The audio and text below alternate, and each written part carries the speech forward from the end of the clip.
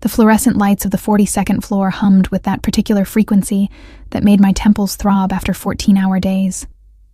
I pressed my fingertips against my eyes, trying to massage away the exhaustion that had become my constant companion since joining Whitmore Associates 6 months ago. The law firm's glass-walled conference rooms gleamed under the harsh lighting, each one a testament to the kind of corporate power I'd once dreamed of wielding. Now, as I gathered the scattered contracts from our latest client meeting, I wondered if dreams were worth the cost of living them. The merger documents felt heavier than they should have, each page representing millions of dollars in transactions I helped facilitate, but would never benefit from.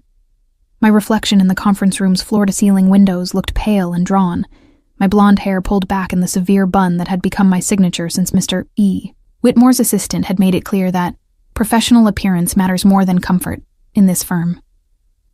The October rain lashed against the windows 42 floors above Manhattan, each droplet racing its neighbor toward an invisible finish line. I found myself oddly mesmerized by their chaotic descent, perhaps because it mirrored my own rapid fall from law school idealism to corporate reality. The city sprawled beneath us, a glittering maze of ambition and compromise that I was still learning to navigate. "Emma, you're still here?" Marcus, one of the junior partners, appeared in the doorway with his usual mixture of concern and calculation. He was one of the few people at the firm who seemed to remember I was human, though I suspected his kindness came with its own agenda. "It's past 9. Even Whitmore went home an hour ago." I nodded toward the stack of documents. "Albanian Import Corporation needs these reviewed by tomorrow morning. Apparently their timeline doesn't accommodate sleep." The words came out more bitter than I'd intended, but Marcus either didn't notice or chose to ignore it. "The Albanian deal," he repeated, something flickering across his expression too quickly for me to read. "Right. Well, don't stay too much longer. This place gets strange after 10. Strange was one way to put it. The building transformed after business hours, its gleaming corporate facade giving way to something more sinister. Security guards with hard eyes and expensive suits that didn't quite fit right. Cleaning crews that worked in absolute silence. Visitors who used the service elevators and never appeared on any appointment logs I could access. But the Albanian Import Corporation file had been my white whale for weeks. Every time I tried to trace the actual structure of their business, I hit walls. Legal ones, digital ones, and the kind of walls that came with Marcus casually mentioning I shouldn't dig too deep into certain client backgrounds. The company imported luxury goods according to their paperwork. Art, antiquities, specialty foods. The kind of high-end items that justified the astronomical fees they paid our firm. What nagged at me were the inconsistencies. Shell companies within shell companies, bank accounts that traced to countries I couldn't pronounce, and transaction amounts that seemed wildly disproportionate to the goods described. My law school professors had drilled into us that when something looked wrong, it usually was. But they'd never mentioned what to do when that wrong thing paid your salary. I stuffed the contracts into my briefcase, along with the lingering questions I wasn't supposed to ask. The elevator bank was empty when I reached it, the hallway stretching behind me like a tunnel of expensive carpet and muted corporate art. I pressed the down button and tried not to think about the fact that I'd seen more of this building's interior than my own apartment over the past month. The elevator arrived with a soft chime, its brass doors reflecting my tired face back at me. I stepped inside, pressing the parking garage button, and watched the numbers begin their slow descent. 42, 41, 40. The familiar ritual of ending another day in a job that paid well, but felt like slow poisoning. That's when the elevator shuddered to a halt between the 39th and 40th floors. The lights flickered once, twice, then settled into a dimmer emergency setting that cast everything in an amber glow. I pressed the call button, then pressed it again when nothing happened. The digital display showed only "Ino," where the floor number should be. "Great," I muttered, pulling out my phone. No signal. Of course. I was reaching for the emergency phone when I heard it. The sound of the elevator shaft access panel being forced open somewhere above me. Metal scraping against metal, followed by the unmistakable sound of someone moving in the space that definitely wasn't designed for human occupancy. Every instinct I possessed screamed danger. People didn't climb into elevator shafts unless they were running from something worse than falling 39 stories. I backed against the far wall of the elevator car, my briefcase clutched against my chest like a leather shield, and tried to remember if I'd ever been in a situation that might have prepared me for this, The access panel in the elevator ceiling shifted, then moved aside entirely. A man's voice, rough with exertion and something that might have been pain, called down, "I'm coming in. Don't scream. Don't scream," as if that was a reasonable request to make to a stranger trapped in a broken elevator at nearly 10 o'clock at night. I opened my mouth to do exactly that when a pair of expensive Italian leather shoes appeared through the opening, followed by long legs and suit pants that looked like they cost more than my monthly rent. He dropped into the elevator with the fluid grace of someone accustomed to unconventional entrances, landing in a crouch that immediately revealed why he'd asked me not to scream. His white dress shirt was torn and stained with what looked unmistakably like blood. Not splattered like a victim, but soaked through in places like someone who'd been in close contact with violence. "Jesus," I breathed, pressing harder against the wall. "Are you hurt? Should I call?" "No." His voice cut through my question with quiet authority. He straightened to his full height, and I realized I'd made a mistake in thinking the elevator was spacious. He filled the small space completely, all broad shoulders and contained power. His dark hair was disheveled, with threads of silver at the temples that suggested he was older than his face indicated. But it was his eyes that made my breath catch, dark, intelligent, and completely calm, despite the blood on his shirt and the circumstances of his dramatic entrance. "My name is Vincent," he said, as if we'd been introduced at a cocktail party rather than in a broken elevator while he bled through expensive fabric. "I apologize for the unconventional meeting. I was in the parking garage when some business associates decided our negotiations required a more physical approach." Business associates. Right. Because legitimate business associates regularly conducted negotiations that ended with people bleeding in elevator shafts. I wanted to point out the obvious flaws in his story, but something about his steady gaze suggested that questions might not be welcome. "Emma," I managed, my voice smaller than I'd intended. "Emma Hartley. I work for Whitmore Associates." Something shifted in his expression at the mention of the firm, a flicker of interest that might have been surprise, or might have been something else entirely. "The law firm, on 42. It wasn't a question, which meant he already knew where I worked, which meant this meeting might not be as coincidental as it appeared. I tightened my grip on my briefcase, the weight of the Albanian Import Corporation contracts suddenly feeling significant in a way I couldn't quite articulate. "How did you know the elevator was stuck?" I asked, trying to keep my voice steady. "How did you know I was in here?" Before he could answer, a sound echoed through the building that made my blood run cold. Footsteps in the stairwell, multiple sets, moving with the kind of coordinated precision that suggested military training or something worse. And voices, speaking in a language that sounded harsh and unfamiliar, but with an undertone of urgency that needed no translation. Vincent's expression hardened instantly, his earlier calm replaced by something predatory and alert. He moved to the elevator doors, pressing his ear against them for a moment before stepping back with a grimace. "Albanian," he said quietly, more to himself than to me. Then louder, "Emma, I need you to listen to me very carefully. The men in this building tonight aren't here for a business meeting. They're here to kill me. And if they find you with me, they'll kill you too."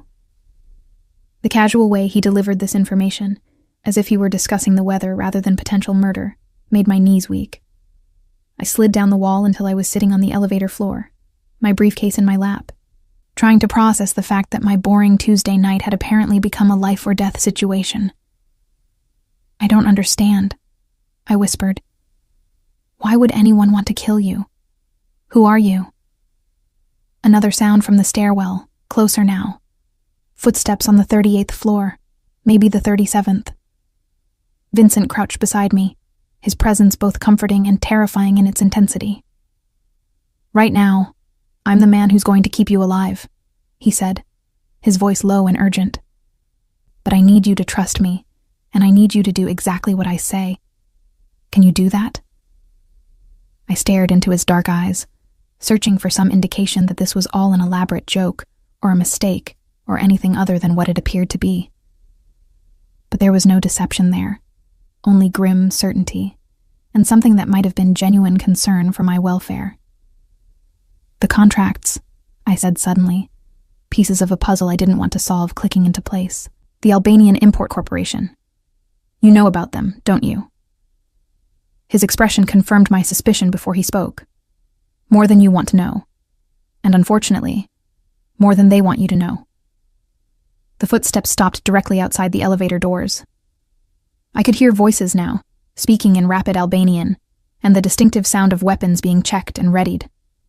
Vincent was already moving, removing his torn shirt to reveal a physique that spoke of violence and discipline in equal measure. Across his chest and arms, I could see scars that told stories I wasn't sure I wanted to hear. "Emma," he said, pulling a gun from somewhere I hadn't seen him reach. "I'm about to ask you to do something that's going to seem impossible. But if you want to see tomorrow, you're going to have to trust that I know what I'm doing." I clutched my briefcase tighter, the contracts inside suddenly feeling like evidence of a crime I'd unknowingly been part of. "What are you asking me to do?" Before he could answer, the sounds outside the elevator changed. Metal clanging, followed by the high-pitched whine of power tools. They were cutting through the doors. Vincent looked up at the access panel he'd entered through, then back at me with an expression that was part apology, part determination. "I'm asking you to climb. Part 2. The chase." The access panel above us looked impossibly small, like a portal to another dimension where physics might not apply, and gravity was merely a suggestion. I stared at it while the sound of metal being slowly carved apart continued outside the elevator doors, each shriek of the cutting tools making my nerves stretch tighter. "I can't," I said, my voice barely audible over the industrial noise. "I'm afraid of heights. I can barely handle being on the 42nd floor with the windows, and you want me to climb through an elevator shaft?" Vincent checked his weapon with movements so practiced they seemed unconscious, then looked at me with an expression that managed to be both patient and urgent. "Emma, in about 3 minutes, those doors are going to open. When they do, the men on the other side are going to start shooting first and asking questions later. You can be afraid of heights, or you can be dead. But you can't be both." The brutal honesty of his statement cut through my panic like cold water. I'd spent 6 months at Whitmore Associates learning to navigate corporate politics and legal technicalities, but nothing in law school had prepared me for life or death decisions measured in minutes rather than billable hours. "How do you know they'll shoot?" I asked, even as I stood and approached the opening above us. "Maybe they just want to talk." "Because I know who sent them," Vincent replied, holstering his gun and interlacing his fingers to create a makeshift step. "And because I've seen what the Albanian crew does to people who get in their way. Trust me when I say that conversation is not their preferred conflict resolution method." I placed my hands on his shoulders, feeling the solid warmth of muscle and bone beneath my palms. This close, I could smell his cologne, something expensive and subtle that somehow survived elevator shafts and violence. It struck me as oddly civilized, a reminder that despite the blood and guns and midnight elevator escapes, he was still a man who paid attention to details. "On 3, he said. 1, 2. He lifted me before reaching 3, probably because he knew I would have hesitated. My fingers found the edge of the access panel, and I hauled myself up into the elevator shaft with strength I didn't know I possessed. The space was larger than I'd expected, but far more terrifying. A vertical tunnel that stretched both up and down into darkness, punctuated only by the occasional emergency light. Vincent followed me with an agility that suggested this wasn't his first unconventional exit from a building. As soon as he was beside me in the shaft, the sound from below changed. The cutting had stopped, replaced by voices speaking rapidly in Albanian, and the distinctive click of multiple weapons being readied. "Service ladder," Vincent whispered, pointing to a metal ladder bolted to the shaft wall. "We go up. The men downstairs will expect us to try to escape at ground level. They'll have people covering the lobby and parking garage." "Up?" I repeated, looking at the ladder that disappeared into darkness above us. "How far up?" 45th floor. There's a maintenance access that leads to the roof." 45th floor. That meant climbing past my own office, past everything familiar, into parts of the building I'd never seen. I grabbed the first rung of the ladder, my hands already shaking from adrenaline and exertion. Below us, the elevator doors finally gave way with a grinding crash of metal. Shouts erupted from the elevator car, angry voices discovering our absence. I climbed faster, each rung taking me further from the world I understood, and deeper into whatever nightmare Vincent had inadvertently pulled me into. "They'll check the shaft," I whispered as we climbed. "Eventually," Vincent agreed from below me. "But they'll be cautious. They don't know if I'm armed or how many people are with me." The implication was clear.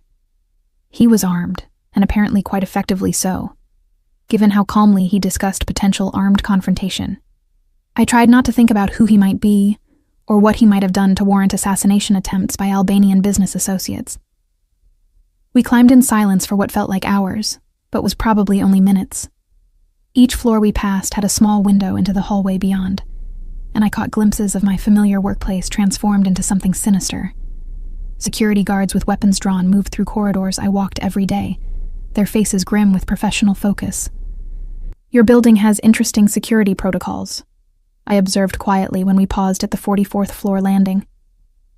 Vincent's laugh was humorless. "Not my building. But you're right.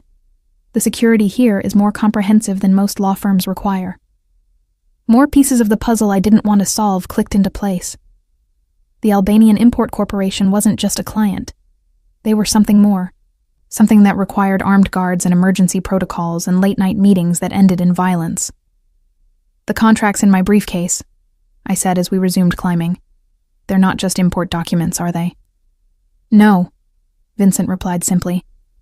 "They're not." We reached the 45th floor, and Vincent produced a key from somewhere in his pocket that opened the maintenance access door. The hallway beyond was different from the floors below. Utilitarian concrete instead of corporate carpet. Harsh fluorescent lighting instead of warm ambient glow. This was the building's industrial floor, where the real work of keeping 44 floors of Manhattan legal practice operational happened. "This way," Vincent said, leading me through a maze of pipes and electrical conduits toward what I assumed was the roof access. "Emma, I need to ask you something, and I need you to answer honestly. How much do you know about your firm's client relationships?" The question felt loaded with implications I wasn't sure I wanted to understand. "I know we handle corporate law, mergers and acquisitions, international trade agreements. High-end clients who pay premium fees for specialized services. Have you ever wondered why Albanian Import Corporation pays your firm $5 million annually for what appears to be standard import documentation? $5 million. I'd seen the fee structure in the files, but somehow the number had never quite registered. $5 million for importing art and specialty foods seemed excessive, even by Manhattan legal standards. I assumed they required specialized expertise, I said weakly. "They do," Vincent agreed. "Just not the legal kind." We reached a heavy steel door marked Roof Access, Authorized Personnel Only. Vincent's key worked here too, which raised questions about his relationship with the building that I decided not to ask. The Manhattan night hit us like a physical force. Wind and rain and the distant sound of traffic far below. The roof was a maze of HVAC equipment and communication arrays, with the city spreading out around us in all directions like a glittering circuit board. "Beautiful view," Vincent said, seemingly unaffected by the height that made me grab the nearest air conditioning unit for support. "Different perspective up here. You can see how everything connects." I followed his gaze and realized he wasn't talking about the scenery.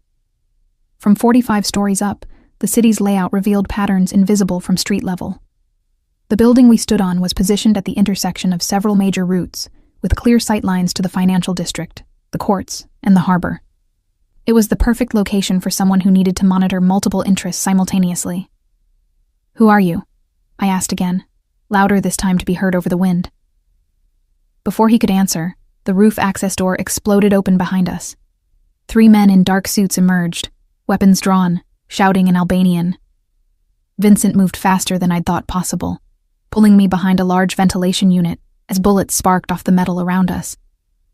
"Stay down," he ordered, drawing his own weapon. "No matter what happens, stay behind cover." What happened next was unlike anything I'd ever seen outside of movies. Vincent moved with deadly precision, using the rooftop infrastructure as cover while systematically eliminating the threat posed by our pursuers.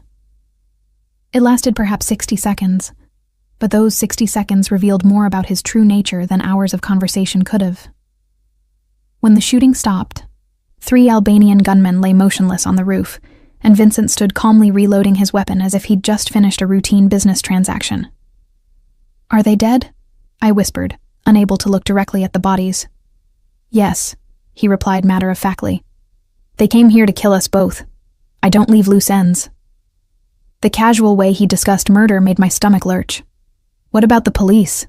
Someone must have heard the gunshots. Vincent smiled, and for the first time since dropping into my elevator, it seemed genuinely amused. "Emma, this building processes more gray area legal work than any other structure in Manhattan. The police have learned not to investigate every unusual sound that comes from here." He helped me to my feet, his touch gentle despite the violence he'd just committed. "We need to move. The men who came after us were just the advance team. There will be others." "I don't understand any of this," I said, my voice breaking with exhaustion and fear. 6 hours ago, I was reviewing contracts for a legitimate import business. Now I'm on a roof with a man who just killed 3 people, and apparently my law firm is involved in something that requires armed security and assassination attempts. Vincent studied my face in the ambient light from the city below. "Emma, your law firm handles the legal framework for the largest money laundering operation on the East Coast. Albanian Import Corporation doesn't import luxury goods. They import people, drugs, and weapons, then use your carefully crafted legal structures to make the money from those transactions appear legitimate." The words hit me like physical blows. Every contract I'd reviewed, every document I'd prepared, every late night I'd spent ensuring the legal framework was airtight, all of it in service of something monstrous. "I didn't know," I whispered. "I swear I didn't know." "I believe you," Vincent said, and something in his voice suggested he was telling the truth. "The question is, what are you going to do now that you do know?" Before I could answer, my phone buzzed with a text message, the first signal I'd received since the elevator broke down.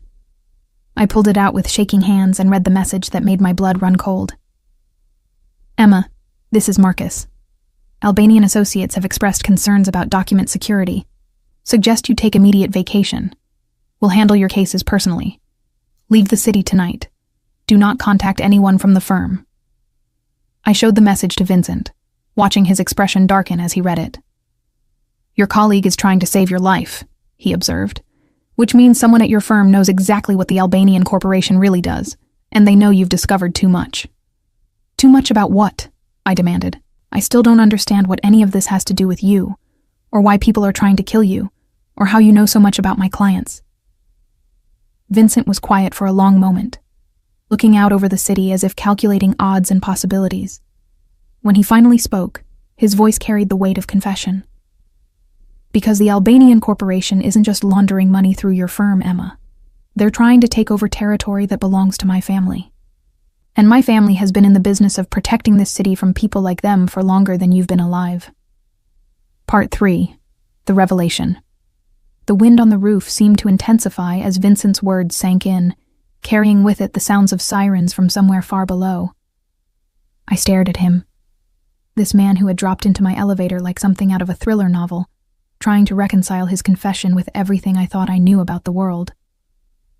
"Your family," I repeated slowly. "What kind of business is your family in exactly?" His smile was rueful, tinged with something that might have been regret. "The kind that doesn't appear on any corporate filing or tax return. The kind that solves problems the legal system can't or won't address." Even in my state of shock and adrenaline-fueled confusion, the euphemisms were clear. I was standing on a rooftop with a member of organized crime, surrounded by the bodies of men he'd killed with the same casual efficiency most people reserved for answering email. "You're Mafia," I said. It wasn't a question. "That's a reductive term," Vincent replied, "but not inaccurate. My family has interests throughout the city, legitimate businesses, community protection, dispute resolution services that operate outside traditional legal channels.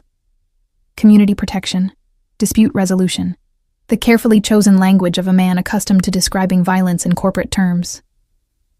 I thought about the scars I'd glimpsed on his chest, the practiced way he'd handled his weapon, the calm demeanor he'd maintained while men hunted us through a building.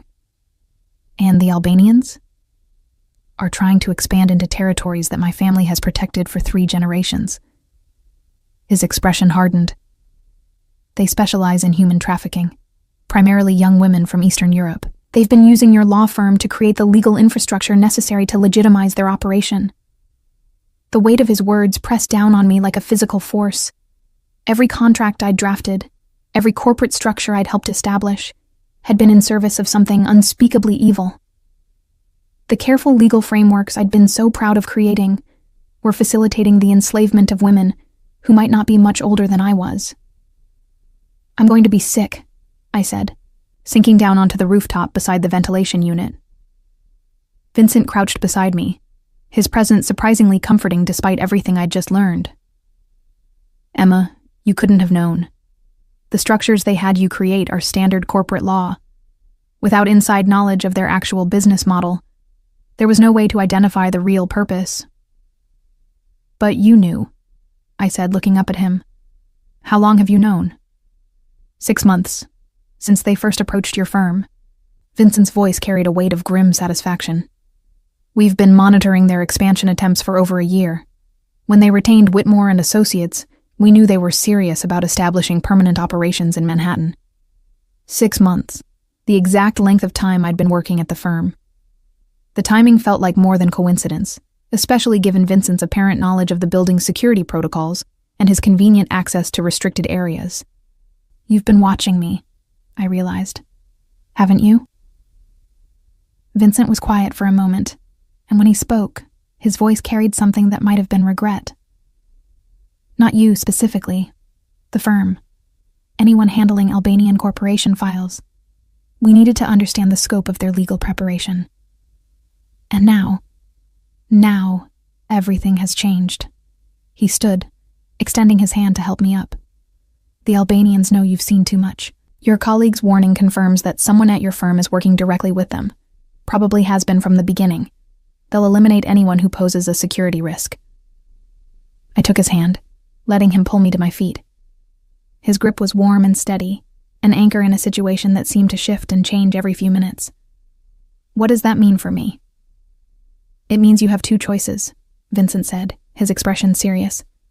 "You can disappear. Leave the city tonight. Change your identity. Start over somewhere far from here. My family has resources that could facilitate that kind of relocation." The offer was tempting in its simplicity.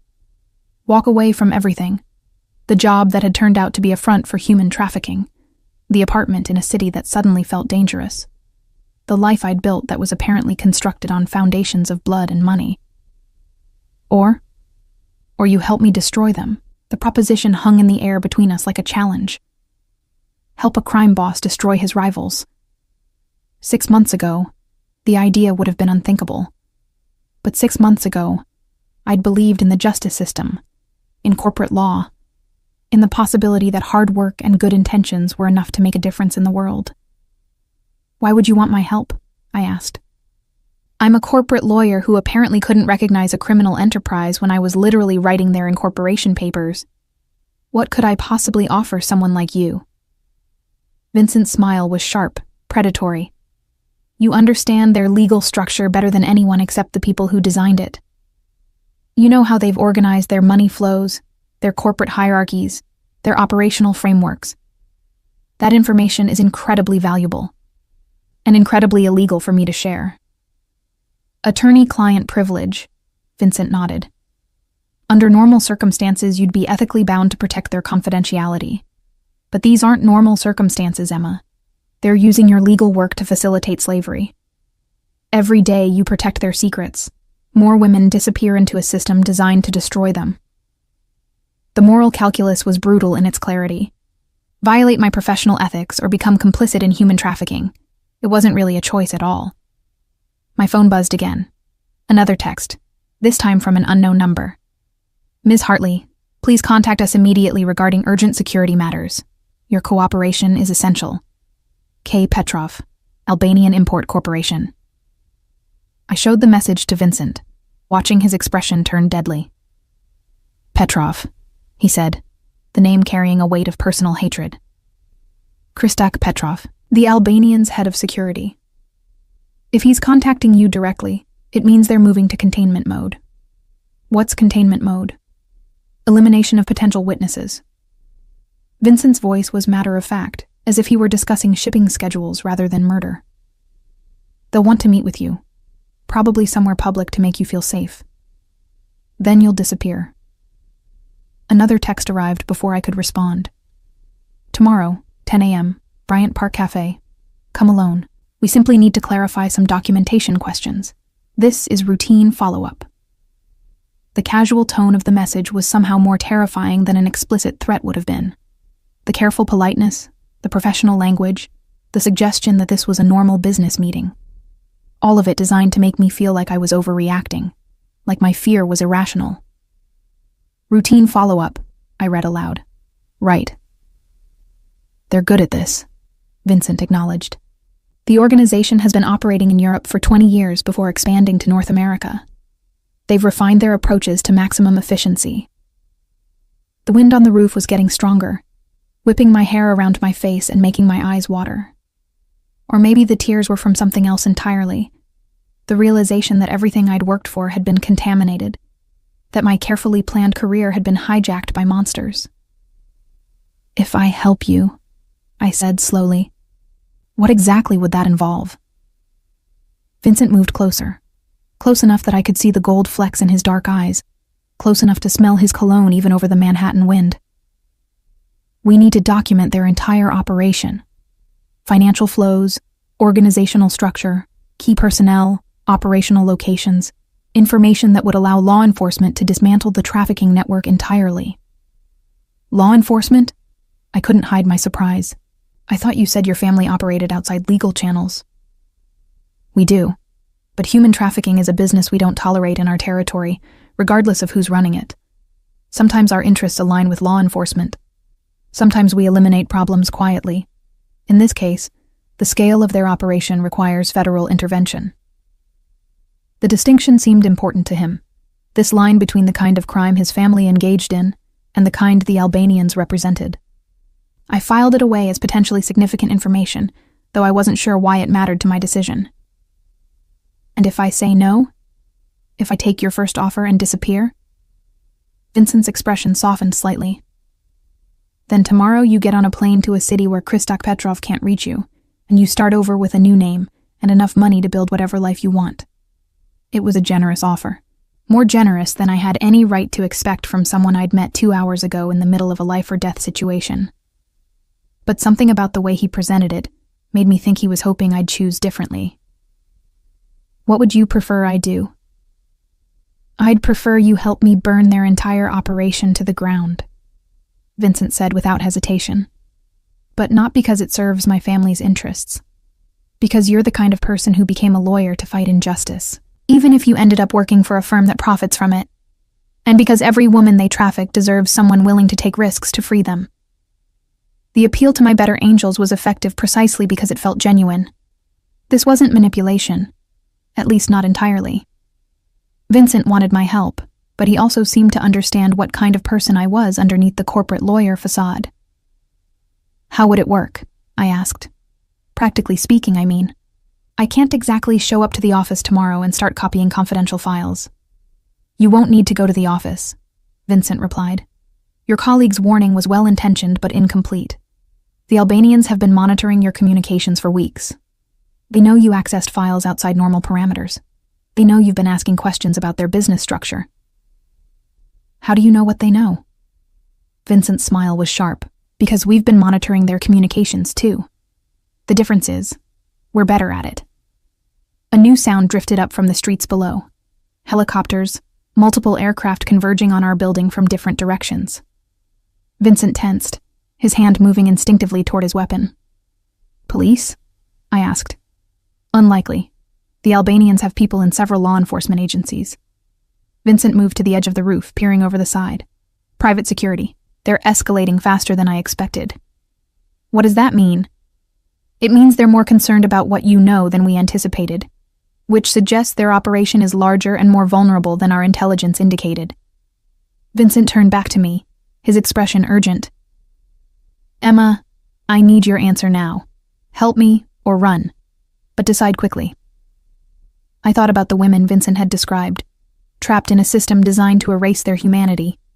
I thought about the contracts I'd drafted, the legal frameworks I'd built that made their suffering possible. I thought about the choice between professional ethics and basic human decency. "I'll help," I said. "Tell me what you need me to do." Vincent's smile was fierce with approval. "First, we need to get off this roof alive. The helicopters are carrying thermal imaging equipment. They'll find us within minutes. And then we disappear into the city, and you show me everything you know about how the Albanian Import Corporation really operates." As if summoned by his words, searchlights blazed to life around the building's perimeter, powerful beams sweeping across the rooftop in systematic patterns. Vincent grabbed my hand, pulling me toward a maintenance shed I hadn't noticed before. "This way," he said. "And Emma, once we do this, there's no going back. You understand that, right?" I squeezed his hand, feeling the calluses that spoke of violence and the warmth that suggested humanity. "I understand." As we slipped into the maintenance shed and down a service ladder that led into the building's mechanical systems, I realized I was crossing a line I'd never even imagined existed. 6 hours ago, I'd been a corporate lawyer with student loans and a studio apartment and dreams of making partner. Now I was a fugitive collaborating with organized crime to bring down human traffickers. The transformation should have terrified me. Instead, for the first time in months, I felt like I was finally doing something that mattered. Part 4. The Alliance. The service tunnels beneath the building were a hidden world of pipes, cables, and mechanical systems that stretched through the Manhattan bedrock like arteries through a body. Vincent moved through them with the confidence of someone who'd spent considerable time learning their layout, while I struggled to keep up in heels that had been designed for conference rooms rather than underground escape routes. "These tunnels connect to the subway system 2 blocks north," Vincent explained as we navigated around a massive electrical transformer. Old infrastructure from when the building was constructed in the 1960s. Most people don't even know they exist. "But you do," I observed, breathing hard from the exertion of trying to match his pace. "My family has interests throughout the city. We make it our business to understand how things really work, not just how they appear to work." He paused at a junction where multiple tunnels converged, consulting what looked like a hand-drawn map. "Right here." We turned into a smaller tunnel that sloped upward toward what I hoped was street level. The air was warmer here, thick with the smell of rain and car exhaust filtering down from above. I could hear the distant rumble of traffic, the sound of normal life continuing while my world underwent fundamental reorganization. "Vincent," I said as we climbed, "when you said your family has been protecting the city for 3 generations, what exactly did you mean?" He glanced back at me, and in the dim light from his phone's flashlight, I caught something that might have been pride mixed with resignation. "My grandfather came here from Sicily in 1952. The neighborhoods were different then, more insular, more dependent on community networks for protection and support. Law enforcement was either corrupt or indifferent to immigrant communities. So your family filled the gap. We provided services the system couldn't or wouldn't provide. Protection from predators, dispute resolution, loans for people who couldn't access traditional banking, enforcement of agreements that had no legal standing." Vincent stopped at what appeared to be a dead end, then pressed something I couldn't see that caused a section of wall to swing inward. The methods weren't always legal, but the intentions were generally good.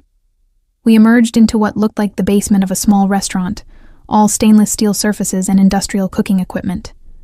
The space was empty, but felt recently used, with lingering aromas of garlic and basil that made my stomach growl, despite everything that had happened. "And now?" I asked, as Vincent led me up a narrow staircase toward ground level. "Now the city is different. Law enforcement is more professional, social services exist, legitimate banking is available to most people.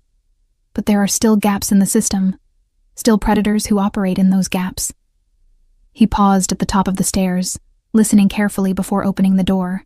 "The Albanians represent the worst kind of predator. They exploit the same vulnerabilities my grandfather's generation tried to protect." We stepped into the main dining area of what was clearly an Italian restaurant, all red-checkered tablecloths and wine bottles used as candle holders. It was empty, except for an elderly man sitting at a corner table, reading a newspaper by lamplight. "No, Vincent called softly. Sorry to disturb you." The old man looked up, and I saw where Vincent had inherited his sharp intelligence and contained power. Despite his age, his eyes were alert and assessing as they moved from Vincent to me and back again. "The girl from the law firm," he said in accented English. "She's prettier than in the surveillance photos." Surveillance photos, of course. I was beginning to understand that very little of what I'd experienced tonight had been coincidental. "Emma, this is my grandfather, Carlo Castellano," Vincent said. No, this is Emma Hartley. She's agreed to help us with the Albanian problem." Carlo studied me with the intensity of someone accustomed to making life-and-death decisions based on character assessment. "You understand what you're involving yourself in, Signorina? This is not a game for lawyers and judges." "I'm beginning to understand that the game I thought I was playing was never real to begin with," I replied. "Your grandson has made it clear that my choice is between helping you or becoming a casualty of the Albanian corporation's expansion plans." The old man's smile was sharp with approval. "Good. You think clearly under pressure. Vincent, show her what we know." Vincent led me to a back room that had been converted into something resembling a situation room. Maps of Manhattan covered one wall, marked with colored pins and notes in what looked like Italian. Another wall held photographs and documents connected by red string in patterns that suggested conspiracy theories, but looked disturbingly professional. "This is what we've compiled over the past 6 months," Vincent said, gesturing to the photographs. "Names, faces, operational locations, financial networks. The Albanian corporation is the legitimate front for an organization called the Petrov Group." I studied the photographs, recognizing some faces from business meetings at the firm. Christok Petrov, the man who'd sent me the threatening text, was prominently featured. But there were others I didn't recognize, hard-faced men and women with the look of people accustomed to violence. "How many people are involved?" I asked. "In New York, maybe 30 core personnel, but their network extends throughout the East Coast and back to Europe. This isn't a local operation, Emma. It's international organized crime on a scale that makes traditional mafia families look like neighborhood watch groups." One photograph in particular caught my attention. A man in an expensive suit shaking hands with someone I recognized. "That's David Whitmore," I said, pointing to the image. "My firm's managing partner." "Taken 3 weeks ago at a private dinner in Little Italy," Vincent confirmed. "Your boss has been working directly with the Albanians since they first approached the firm. The $5 million annual retainer isn't just for legal services. It's for access, protection, and silence." The betrayal hit me like a physical blow. Whitmore had hired me personally, had mentored me through my first months at the firm, had praised my attention to detail and analytical thinking, all while knowing exactly what kind of work he was asking me to do. "He knew," I whispered. From the beginning, he knew what they really were. More than knew. Participated. Vincent's voice carried cold anger. "The law firm isn't just providing legal services. They're providing intelligence on law enforcement activities, advance warning of investigations, and legal strategies for avoiding prosecution." I sank into one of the chairs around the room's central table, feeling the weight of my naivety like a physical burden. "I really didn't know. I swear to you, I thought I was just doing corporate law." "I believe you," Vincent said, sitting across from me. "Your pattern of file access shows curiosity about their business model, not complicity in it. If you'd been part of the conspiracy, you wouldn't have been asking the questions that attracted their attention." "What questions?" "You tried to trace the actual import manifest for their shipments. You cross-referenced their declared business activities with their financial filings. You asked your colleague Marcus about the discrepancies you found." Vincent pulled out a tablet and showed me a list of my own computer activities.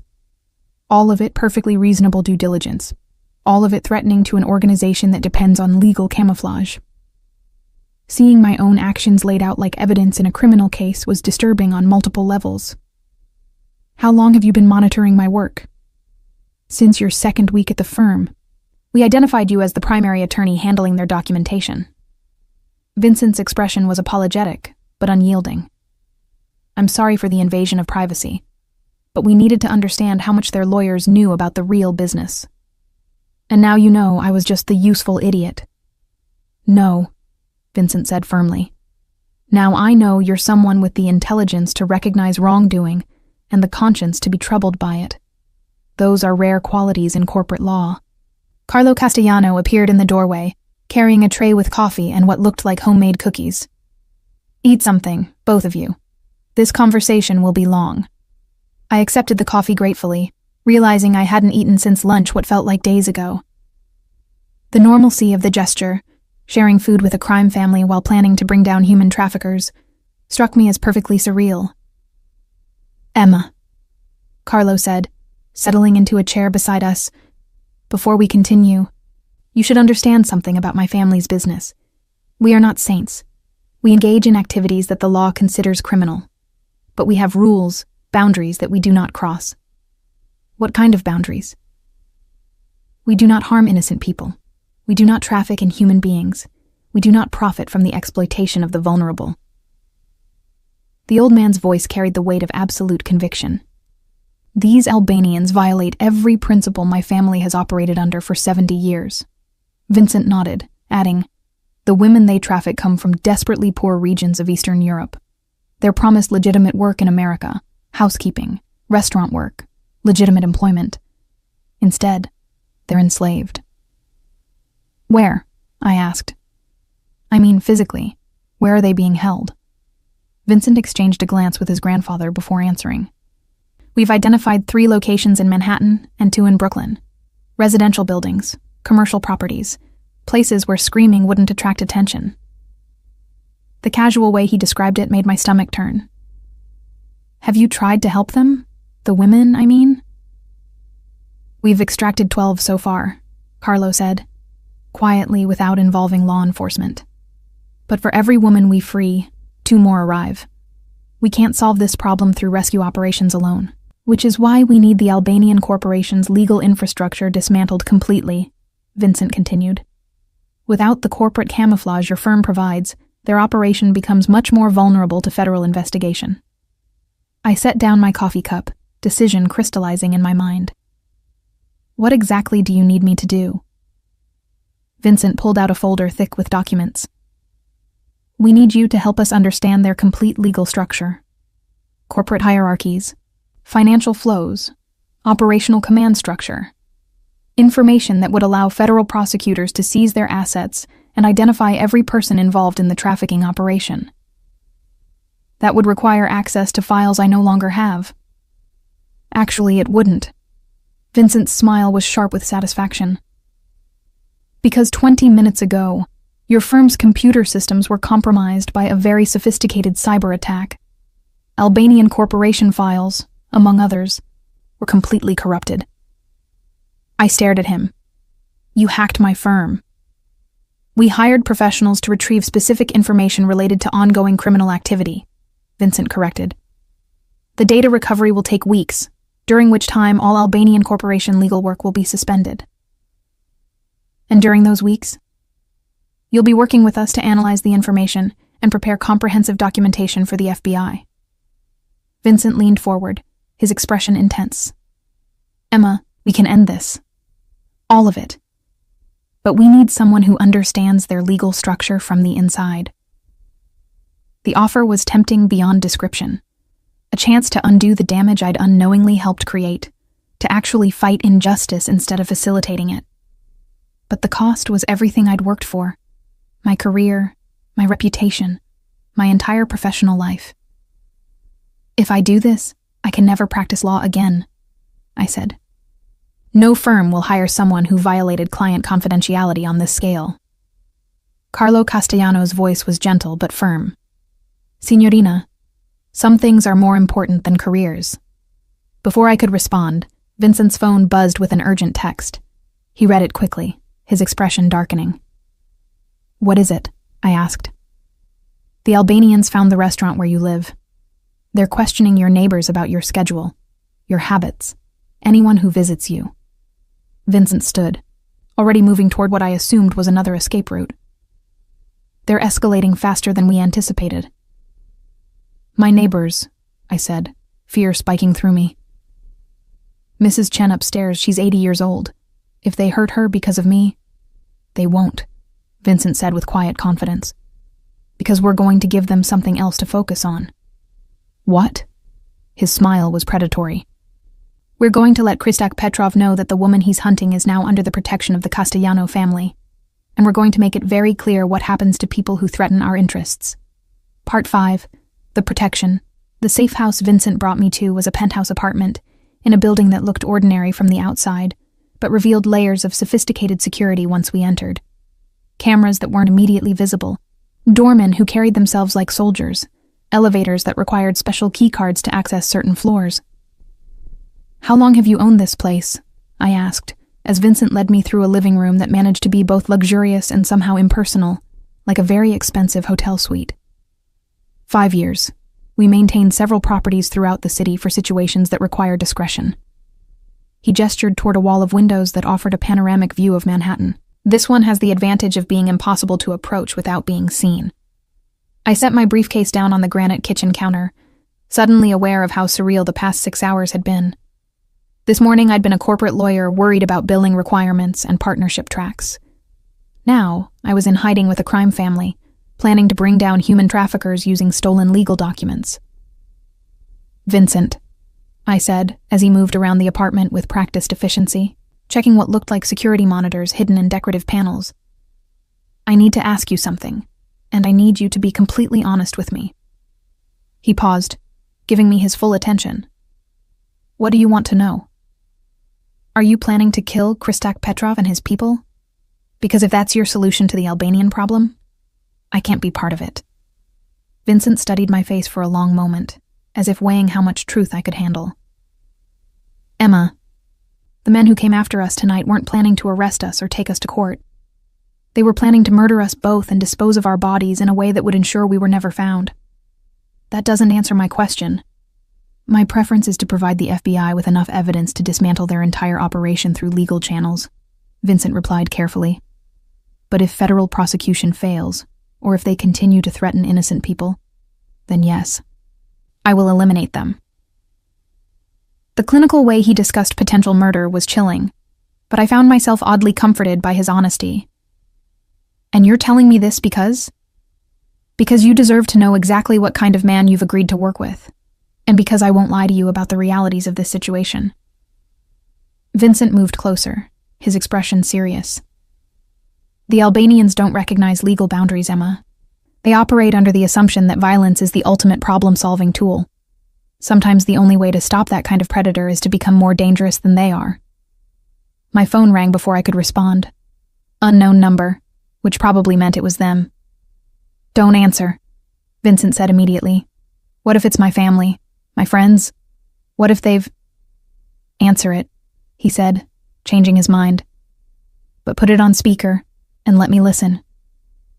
I accepted the call, my hand trembling slightly as I pressed the speaker button. Ms. Hartley. The voice was calm, professional, with the slight accent I'd heard in the stairwell. Kristak Petrov.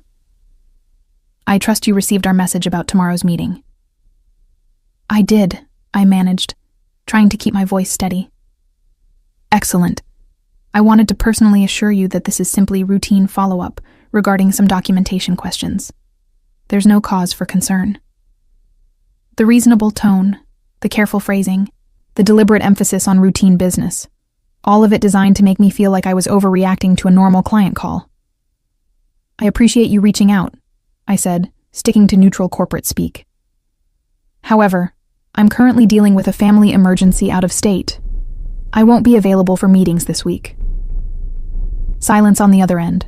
Then, I'm sorry to hear about your family situation, Ms. Hartley. Is there anything our organization can do to assist? We have resources that might help resolve emergency situations quickly. The offer of help sounded like a threat wrapped in silk. Vincent was watching me intently, and I could see approval in his eyes for how I was handling the call. That's very kind, but I have everything under control, I replied. I'll contact your office next week to reschedule. Actually, Ms. Hartley, I'm afraid this matter is quite urgent. Time-sensitive, you might say. Perhaps we could arrange a brief phone consultation while you're away. I'm sorry, but I'm not able to discuss client matters while traveling. You understand? Confidentiality protocols and secure communications. I was proud of how professional I sounded, despite the fear clawing at my throat. Another pause. When Petrov spoke again, his tone had shifted subtly, the veneer of politeness thinning. Ms. Hartley, I hope you understand that Albanian Import Corporation places great value on attorney cooperation. We've invested considerable resources in our relationship with Whitmore Associates. Of course, and I take my professional obligations very seriously. I'm certain you do, which is why I'm confident we'll speak very soon. Perhaps sooner than you expect. The line went dead. Vincent was already moving, pulling out his own phone and dialing rapidly. They're not buying the family emergency story, he said as the call connected. Marco, activate full protection protocols for the Hartley package.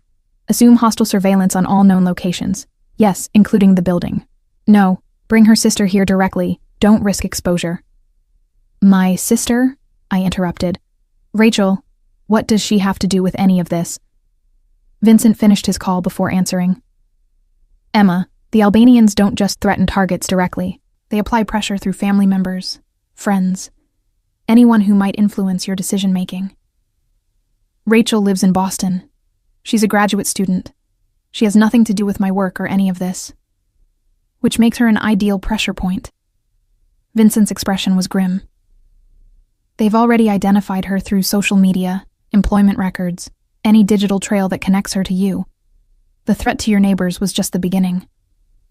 I sank onto the couch, overwhelmed by the scope of the danger I'd inadvertently brought into the lives of people I cared about. How do you know all this? Because it's standard operating procedure for this kind of organization. Identify vulnerabilities, apply pressure systematically until the target complies. Vincent sat beside me, his presence both comforting and somehow magnetic. Emma, my people are already moving to protect everyone connected to you. Your sister will be brought here safely. Your neighbors are being relocated temporarily. No one will be hurt because of your association with me. And the cost of all this protection? There is no cost, Vincent said simply. This is what we do for family. I'm not family. I'm someone you met 6 hours ago. Vincent's smile was warm, transforming his face from coldly handsome to something more human. You became family the moment you chose to help us fight them instead of running away. The casual way he extended belonging, the matter-of-fact inclusion in something I was only beginning to understand, should have been presumptuous. Instead, it felt like coming home after a long journey I hadn't realized I was taking. Vincent, I said, studying his face in the ambient light from the city beyond the windows. What happens after we stop the Albanians? What happens to me then? What do you want to happen? It was a simple question with enormously complicated implications. What did I want?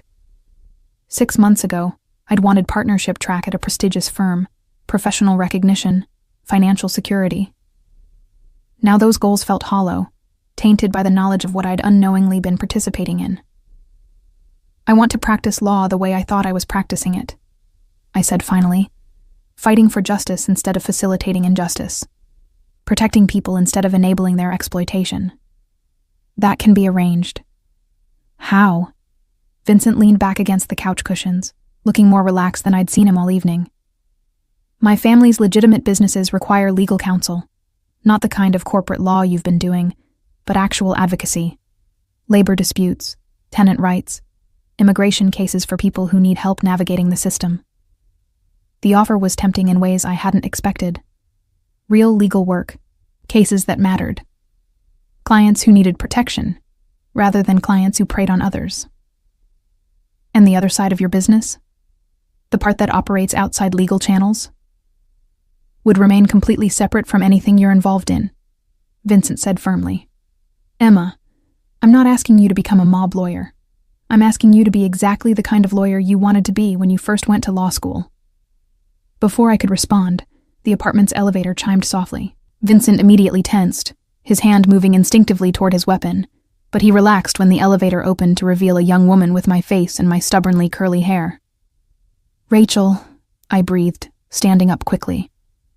My sister stepped into the apartment, her eyes wide as she took in the luxury around her and the man sitting beside me. Emma, what the hell is going on?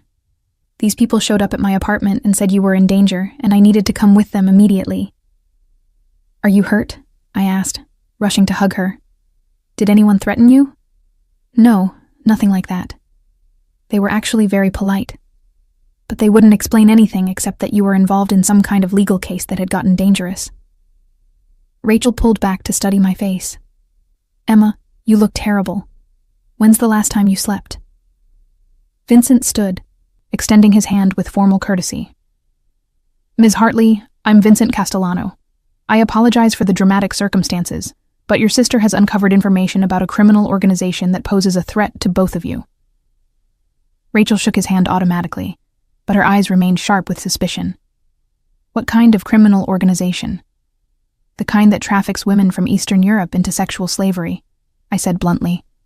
And I've been unknowingly helping them create the legal framework for their operation. My sister's face went pale. Jesus, Emma. It gets worse, I continued. They figured out that I know too much, and they're planning to eliminate me as a security risk. Vincent's family is providing protection while we work with federal authorities to shut down their operation. Rachel looked between Vincent and me, clearly trying to process information that sounded like something out of a movie. Vincent's family? Is in the business of protecting neighborhoods from exactly this kind of predator, Vincent said smoothly. We've been monitoring the Albanian organization for months. It was a careful way of describing organized crime, but Rachel was smart enough to read between the lines. So you're criminals protecting my sister from other criminals. That's a reductive way to put it, but not entirely inaccurate, Vincent replied with a slight smile. And Emma's involved, how? I'm helping them analyze the legal structures I helped create, I said, so the FBI can dismantle the trafficking operation completely. Rachel sank into one of the apartment's elegant chairs, looking overwhelmed. This is insane. 3 days ago you were complaining about billing hours, and now you're working with the Mafia to fight human traffickers? I know how it sounds, I said, but Rachel, these people are enslaving women our age. I helped make it possible without realizing what I was doing. Now I have a chance to undo that damage. And if you get killed in the process? She won't, Vincent said with quiet confidence. My family doesn't lose people we've agreed to protect. Rachel studied him with the same analytical intelligence that had gotten her into MIT's doctoral program. You care about her. This isn't just business for you. Vincent's smile was soft, genuine. No, it's not just business. The admission hung in the air between us, changing the dynamic of everything that had happened. This wasn't just about criminal organizations and legal structures and federal investigations. Somewhere in the chaos of the evening, something personal had developed between us. Emma, Rachel said carefully, you barely know this man. I know enough, I replied, surprising myself with the certainty in my voice. I know he's willing to risk his life to stop people who hurt the innocent. I know he's protected me and you and my neighbors without asking for anything in return. I know he's offered me a chance to practice law the way I always wanted to. And I looked at Vincent, seeing past the dangerous reputation and the criminal associations to something deeper. And I know I trust him. Vincent's expression grew serious. Emma, you should understand something before this goes any further. My life is complicated in ways that will never entirely go away. Being associated with me, caring about me, means accepting a level of risk and scrutiny that most people can't handle. Are you trying to warn me off? I'm trying to be honest about what you'd be choosing. I thought about the evening's events, the way he'd protected me, the careful balance he maintained between violence and gentleness, the way his presence made me feel both safe and dangerously alive. I chose hours ago, I said, when I decided to help you instead of running away. Rachel's expression softened. Well, if you're determined to date a mobster, at least pick one who owns a place like this. Despite everything, I laughed. Thanks for your support. Always, she said. But Emma, if he breaks your heart, I don't care how dangerous his family is. I'll hunt him down myself. Vincent's laugh was warm, genuine. I'd expect nothing less. Part 6, The Reckoning. 3 days later, I sat in a federal building in Lower Manhattan, surrounded by FBI agents, assistant U.S. attorneys, and enough evidence to dismantle the Albanian trafficking operation completely. The conference room table was covered with documents I'd helped analyze. Corporate structures, financial flows, operational hierarchies. all of it laid out like a roadmap to justice. "Ms. Hartley," Agent Sarah Mitchell said, reviewing the summary I'd prepared, "this is some of the most comprehensive intelligence we've ever received about an international trafficking organization. With this information, we can coordinate simultaneous raids in 6 cities." Vincent sat beside me, somehow managing to look perfectly respectable in a tailored Navy suit, despite being there as a representative of organized crime. The FBI had been surprisingly willing to work with him once they understood the scope of the intelligence his family had gathered. "The timing needs to be precise," Vincent said, pointing to a map marked with red pins. "The Albanians move their operations every 10 days. If you hit some locations but miss others, they'll disappear entirely." "Understood," Agent Mitchell replied. "We've coordinated with Homeland Security, ICE, and international partners. This will be the largest anti-trafficking operation in U.S. history." I felt a strange mixture of pride and nausea. Pride at finally doing something that mattered. Nausea at the scale of suffering we were working to end. Over the past 3 days, Vincent had shown me photographs of women his family had rescued. Young faces hollow with trauma. Eyes that had seen horrors I couldn't imagine. "What about the women currently being held?" I asked. "How quickly can they receive help?" "We have social workers and counselors standing by," Agent Mitchell assured me. "Medical teams, trauma specialists, immigration attorneys. No one will be treated as a criminal." Rachel, who had insisted on attending despite the danger, squeezed my hand under the table.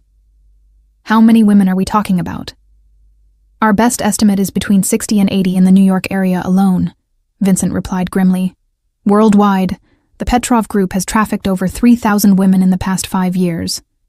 The numbers were staggering, incomprehensible in their cruelty. I thought about the contracts I'd drafted, the corporate structures I'd built, all of it enabling this industrial-scale suffering. Ms. Hartley, one of the assistant U.S. attorneys, said, "We want to be clear about your legal situation. Your cooperation in this investigation, combined with the evidence that you were unaware of the criminal nature of your work, means you won't face prosecution. But we'll need your testimony if any of this goes to trial." "Of course," I replied. "Whatever you need." Vincent's phone buzzed. He glanced at it, his expression tightening. "We have a problem." "What kind of problem?" Agent Mitchell asked. "Kristek Petrov isn't waiting for tomorrow's scheduled meeting with Emma. He's moving tonight." Vincent showed his phone to the agent. My people intercepted communications indicating an immediate assault on all Albanian operations. They're liquidating evidence. Including witnesses, I realized with growing horror. "We need to move now," Agent Mitchell said, already reaching for her radio. "All teams, initiate Operation Clean Sweep immediately. Repeat, we are go for immediate execution." The room erupted into organized chaos as federal agents coordinated with tactical teams throughout the city. Vincent stood, checking his own weapon with movements that seemed unconscious. "Where are you going?" I asked, to make sure Petrov doesn't escape in the confusion. "This ends tonight, Emma. All of it." Something in his tone sent a chill through me. "Vincent, you promised me you'd let the FBI handle this." "I promised I'd try legal channels first," he corrected. "But if Petrov gets away, he'll rebuild somewhere else. More women will disappear." Agent Mitchell overheard our conversation. "Mr. Castellano, I understand your concerns, but this is a federal operation now. We need you to stay clear of the tactical sites." Vincent's smile was cold, predatory. "Agent Mitchell, with all due respect, there are aspects of this situation that require approaches your organization isn't equipped for." "Such as?" "Petrov has people inside law enforcement agencies. Someone leaked the details of tomorrow's planned meeting. Someone will leak tonight's operation." Vincent's voice carried absolute certainty. "He'll be gone before your teams reach him." "How can you be sure?"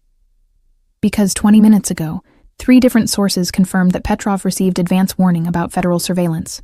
He's currently in a vehicle heading toward a private airfield in New Jersey." The implications hit everyone in the room simultaneously. Despite all the security protocols, all the careful planning, the operation had been compromised. "We need to intercept him before he reaches the airfield," Agent Mitchell said, already coordinating with tactical teams. "Your teams won't make it in time," Vincent replied, "but mine will." I stood, grabbing his arm. No. Vincent, you can't just go execute him. That's not justice. Emma, he said gently, covering my hand with his. Sometimes justice and the law aren't the same thing. If you kill him, you become just like them. Vincent's expression softened. No, Karamia. If I don't stop him, more women die. That's the difference. Before I could argue further, Agent Mitchell's radio crackled with urgent reports. Ma'am, we've got a problem. The primary target locations are empty. It looks like they cleared out hours ago. All of them? All but one. Team 3 reports potential hostages at the Brooklyn warehouse. But it could be a trap. Vincent was already moving toward the door. It's not a trap. It's bait. Petrov is trying to draw law enforcement resources away from his escape route. How do you know? Agent Mitchell demanded, because it's what I would do in his situation. Vincent paused at the door, looking back at me. Emma, stay here until this is over. I'll come back for you. Vincent, wait. But he was already gone, leaving me surrounded by federal agents and evidence of crimes I'd helped facilitate. Through the conference room windows, I could see the city lights spreading out like a circuit board, each point of light representing lives that would be affected by what happened in the next few hours. Agent Mitchell, I said, sudden certainty filling my voice. I need to go with the team heading to the warehouse. Absolutely not. You're a civilian witness, not an agent. I'm the person who understands their organizational structure better than anyone in this room, I countered. If there are women being held there, if Petrov is using them as bait, you need someone who can read the situation correctly. Rachel stood beside me. She's right. Emma understands these people in ways you don't. Agent Mitchell studied my face, clearly weighing protocols against practical necessity. This could be extremely dangerous. More dangerous than what I've already survived? Fine. But you stay behind cover, follow orders absolutely, and if I tell you to run, you run. 15 minutes later, I was in a federal vehicle racing through Brooklyn toward a warehouse that might contain enslaved women, or might be a trap designed to kill law enforcement officers. Either way, it was where the story that began in a broken elevator 6 days ago would finally end. The warehouse district was a maze of industrial buildings and abandoned lots, shadows and silence broken only by the distant sound of traffic from the highway. Our convoy stopped 2 blocks away, federal agents coordinating with SWAT teams and tactical units in movements that looked choreographed but felt like barely controlled chaos. Heat signatures confirm approximately 15 people inside, the tactical commander reported. Could be hostages, could be hostiles, could be both. Structural analysis indicates multiple exit routes, another agent added. If this is a trap, they have plenty of ways to escape or counterattack. I studied the warehouse through binoculars, noting the careful positioning of vehicles around the building, the way shadows fell to create blind spots for surveillance, the industrial loading docks that could hide anything from legitimate cargo to human trafficking operations. That's not how they operate, I said, realizing something that had been nagging at me. The Albanian corporation uses legitimate businesses as cover. This warehouse is too isolated, too obvious. What are you saying? Agent Mitchell asked. I'm saying this feels wrong. Their pattern is to hide in plain sight. Restaurants, hotels, apartment buildings where screaming wouldn't be unusual. I lowered the binoculars, pieces of the puzzle clicking together in my mind. This isn't an operational site. It's a disposal site. The implications of my words hit everyone simultaneously. We weren't racing to rescue trafficking victims. We were potentially walking into a crime scene where evidence, including human evidence, was being eliminated. All teams, exercise extreme caution, Agent Mitchell radioed. We may be dealing with active elimination of witnesses. The tactical approach took another 20 minutes, careful movements designed to minimize risk while maximizing the chance of finding anyone still alive. I waited behind armored vehicles, my heart hammering against my ribs as I listened to radio chatter that made the situation inside sound worse with each update. Multiple victims confirmed, came the report that made my stomach lurch. Some still alive, but barely. Medical teams needed immediately. How many? Agent Mitchell demanded. 12 women, Eastern European, ages approximately 18 to 25. Severe trauma, possible drug overdoses. It looks like they were being prepared for disposal. I closed my eyes against the horror of what those clinical words represented. 12 young women who had come to America seeking better lives, who had instead found themselves trapped in a nightmare that nearly ended in their murder. "Petrov?" Agent Mitchell asked. "Gone." But he left something behind. 20 minutes later, I was standing in the warehouse surrounded by evidence of cruelty that would haunt me for the rest of my life. The women had been rescued, rushed to hospitals where they would receive the medical care and trauma counseling they desperately needed, but the psychological scars of what they'd endured would take much longer to heal. "Ms. Hartley," one of the tactical agents called, approaching with an envelope marked with my name in block letters. "This was left specifically for you." I opened it with trembling hands, finding a single sheet of paper with a message written in precise handwriting. "You chose the wrong side, Ms. Hartley. This war is not over. We will remember your betrayal." It was signed simply, K. Petrov. "He got away," I said, showing the note to Agent Mitchell. "For now. But we've dismantled his entire North American operation, rescued dozens of victims, and seized millions in assets. He'll resurface eventually, and when he does, we'll be waiting." A commotion near the warehouse entrance drew our attention. Vincent appeared, flanked by 2 men I recognized as his security detail. His expression was grim as he approached us. "Is everyone safe?" he asked, his eyes immediately finding mine. "The women are being treated," Agent Mitchell replied. "But Petrov escaped." "No," Vincent said quietly. "He didn't." Something in his tone made me look at him sharply. "Vincent, what did you do? What needed to be done?" He reached into his jacket and withdrew a smartphone, showing us a news report from a local New Jersey station. "Private aircraft crashed during takeoff at Teterboro Airport approximately 40 minutes ago. No survivors." The headline confirmed what his expression had already told me. Kristak Petrov was dead, along with what the report described as several associates of Albanian Import Corporation. "How?" Agent Mitchell asked. Vincent's smile was cold as winter. "Mechanical failure. Very unfortunate. But aircraft can be unreliable, especially when they haven't been properly maintained." I stared at him, understanding exactly what he was telling us. The crash hadn't been an accident. Vincent's people had sabotaged Petrov's escape aircraft, ensuring he would never rebuild his trafficking operation somewhere else. "You killed them," I said. "I eliminated a threat that would have escaped justice through legal channels," Vincent corrected. "Those 12 women in this warehouse? They would have been murdered tonight if we'd waited for federal bureaucracy to coordinate international arrests." Agent Mitchell's expression was carefully neutral. "Mr. Castellano, I hope you understand that I can't officially condone vigilante justice. And I hope you understand that sometimes unofficial solutions are the only ones that work," Vincent replied. I looked around the warehouse, taking in the evidence of rescued lives and prevented murders. The careful balance between law enforcement and organized crime that had made tonight's success possible. Everything I'd believed about justice and law and proper procedures had been challenged over the past week. "Is it over?" I asked. "The Albanian trafficking operation is finished," Vincent confirmed. "The women will be safe. The monsters who hurt them are dead. And us?" Vincent stepped closer, his presence warm and solid in the warehouse's industrial coldness. "That depends on what you want, Emma."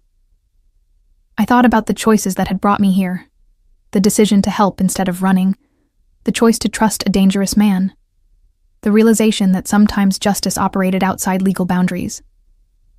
"I want to go home," I said, "with you." Vincent's smile was gentle, transforming his face from coldly dangerous to something warm and human. "Then let's go home." As we walked out of the warehouse together, past federal agents and rescued victims, and evidence of crimes that would never be repeated, I realized that home had become something I'd never expected. Not a place, but a person. Not safety from the world's dangers, but someone willing to face those dangers beside me. The elevator that had started this story had been broken, trapping me with a stranger who became my salvation. Now, walking into an uncertain future with Vincent Castellano, I understood that sometimes the best things in life came from the moments when everything fell apart.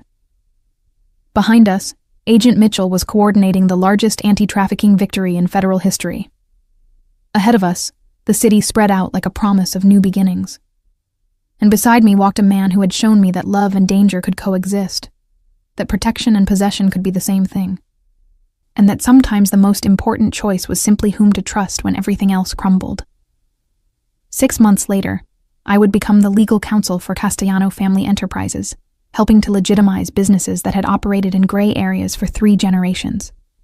I would use my skills to protect workers' rights, fight housing discrimination, and ensure that the family's community protection services operated within legal bounds whenever possible. I would also become Vincent Castellano's wife, choosing a life that balanced corporate law with occasional danger, legitimate business with family obligations that sometimes required looking the other way. But that night, walking out of a Brooklyn warehouse with a man who had killed to protect the innocent, all I knew was that I had finally found something worth fighting for, and someone worth trusting with my life, my future, and my heart. The story that began with a broken elevator and a mistaken identity had become something else entirely. A love story written in shadows and violence, a partnership forged in fire and blood, a future built on the understanding that sometimes the most important laws were the ones written in the human heart.